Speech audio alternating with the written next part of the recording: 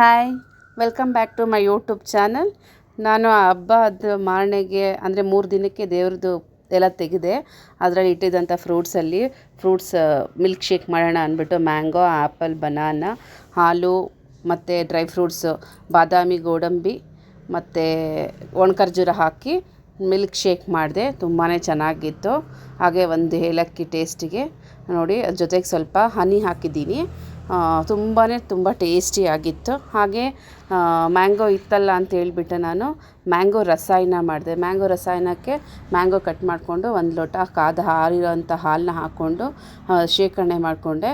ಆದ ನಂತರ ಒಬ್ಬಟ್ಟು ಇಟ್ಟಿತ್ತು ಹೂರಣ, ಅದನ್ನು ಒಬ್ಬಟ್ಟು ತಟ್ಟಿ ಜೊತೆಗೆ ಕಾಂಬಿನೇಷನ್ಗೆ ರಸಾಯನ ಮಾಡಿದೆ. ತುಂಬಾ ಚೆನ್ನಾಗಿತ್ತು. ಯಾರು ನೀವು ಈ ಥರ ಮಾಡ್ಕೊಂಡು ತಿಂದಿದ್ದೀರಾ ಇಲ್ಲ ಅನ್ನೋದನ್ನ ನನಗೆ ಕಾಮೆಂಟ್ ಹಾಕಿ. ತುಂಬಾ ಚೆನ್ನಾಗಿರುತ್ತೆ. ಮಾಡ್ಕೊಂಡು ತಿಂದಿಲ್ಲ ಅನ್ನೋರು ತಿನ್ನಿ. Okay, thank you.